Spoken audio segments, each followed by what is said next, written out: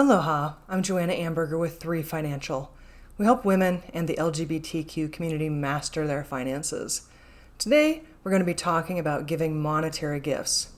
Should you give gifts during life or wait until after death? Giving your loved ones monetary gifts during your lifetime can be an emotionally fulfilling gesture.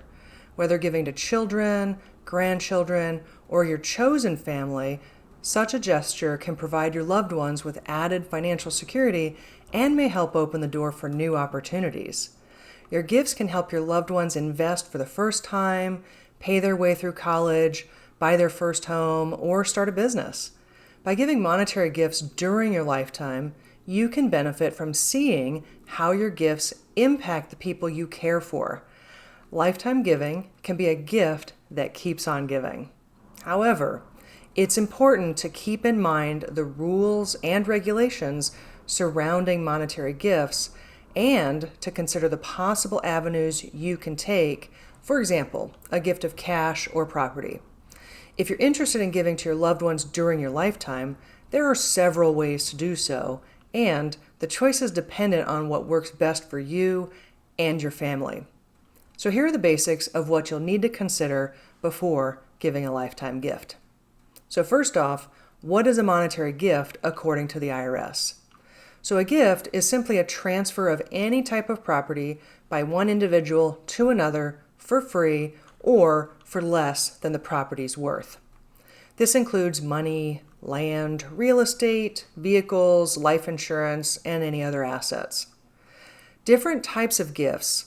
Now there are 2 basic ways you can give your loved ones a lifetime gift. First off, you can give a gift outright. Gifting outright can be the simplest way to transfer ownership of your assets.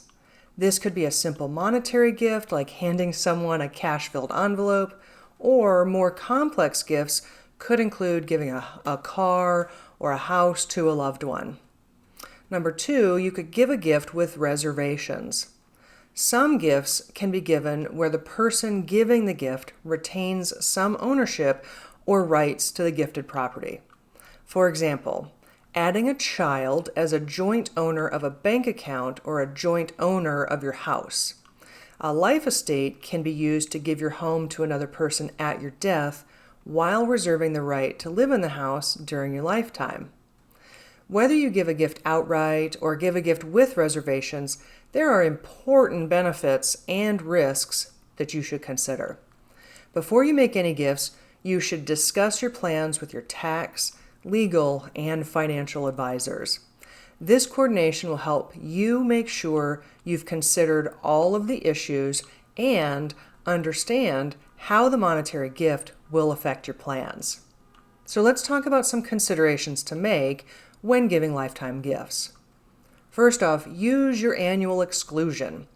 The IRS allows a person to give a limited amount each year without having to file a gift tax return or pay any gift taxes. This is known as the annual exclusion, and the amount periodically changes because it's indexed for inflation. In 2022, a person can give up to $16,000 without having to file a gift tax return. This limit is per person receiving the gift, and the gift can be given to anyone. For example, you could give a monetary gift of $16,000 to each of your 10 closest friends. Couples can double their annual gifts through what's called gift splitting. So in 2022, you and your spouse could give $32,000 to each of your 10 closest friends. You can also give gifts directly. If one of your loved ones is attending an eligible educational institution, you can cover their tuition without it being a taxable gift. This can help your loved ones avoid student debt. You can also pay for qualified medical expenses without triggering gift taxes. This can help your loved ones receive the care they need without suffering financially. But important! Be sure to give directly to the educational or medical institution on behalf of your loved ones.